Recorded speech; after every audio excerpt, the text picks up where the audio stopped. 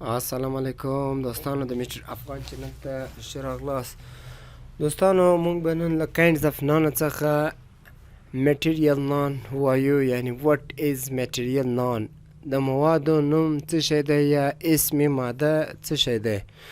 دوستانو په ساده پښتو کې موږ اسم ماده هغه شي ته وایو چې کوم مواد څخه یا له یوې مادې څخه موږ یو شی جوړوو، له هغه څخه یو شی جوړیږي، هغه ته مونږ میټیریل نان وایو یا د موادو نوم وایو یا اسم ماده وایو. نو دوستانو دا مونږ پیژنو له ډیفینیشن څخه، له تعریف څخه چې میټیریل نان څه شی دی. ډیفینیشن یعنی تعریف: Material nouns are nouns that contain raw elements or substance in a nature. مادی اسمونه یا مادی نومونه هغه اسمونه یا نومونه دي چې په طبیعت کې خام عناصر یا مادې ولري. دوستانو هغه لکه څنګه یا مثال اگزامپل، نو هغه داسې دوستانو اگزامپل یعنی مثال سیلور. دوستانو دا هم یو ماده ده، یو ایلمنټ ده. د سیلور څخه هم مونږ یو شی جوړوو.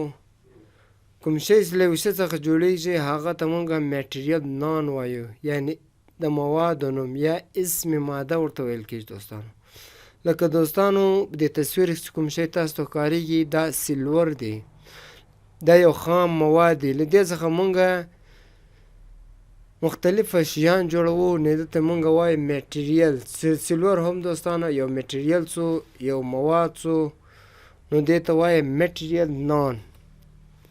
اگزامپل دا کوم شیان چې مونږ جوړ کړي دي، کوم تینګس جوړ شوي دي، دا له سیلور څخه جوړ شوي. دوستانو کوم شی چې تاسو ته په سکرین باندې ښکارېږي، چاینک، ګلاسونه، جیک، دا ټول له سیلور څخه جوړ شوي. نو سیلور هم یو ماده سوه، یو مواد سو. نو کوم مواد چې رالو هغه ته مونږ اسم ماده وایو یا د موادو نوم وایو میټیریل نان.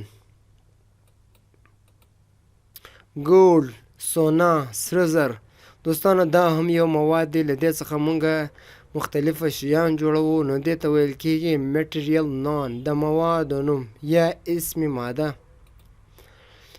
دوستانو کوم چې تاسو ته په تصویر کې ښکارېږي دا سره زر، خام سره زر دی. له دې څخه هیڅ شی نه دی جوړ شوی، یو عناصر دی. دوستانو له دې څخه بیا کوم مونږ شی جوړ کړو، نو دې ته وایي دوستانو میټیریل نان یا د موادو نوم. دوستانو دا مواد دي، له موادو څخه موږ دغه رنګ شیان جوړ کړي دي، نو دې ته ویل کېږي میټیریل نان یا اسم ماده یا د موادو نوم. ووډ دوستانو یعنی لرګی. دوستانو لرګی هم یو قسم ته مواد دی. د دې څخه موږ مختلف شیان جوړوو. موږ په اول کې ویل چې هر هغه شی چې له هغه څخه یو شی جوړیږي په طبیعت کې خام یو مواد وي، نو دې ته مونږ بیا وایو میټیریل نان یا اسم ماده. ووډ یعنی لرګی. دوستانو له دې لرګي څخه مونږ مختلف شیان جوړوو، نو دې ته ویل کېږي میټیریل نان ووډ. لکه دوستانو په تصویر کې تاسو ته ښکارېږي میز، کړکۍ، فرنیچر کار یا د کور کوم سامان آلات دی، هغه مکمل مونږ لرګي څخه جوړوو، غیره وغیره etc.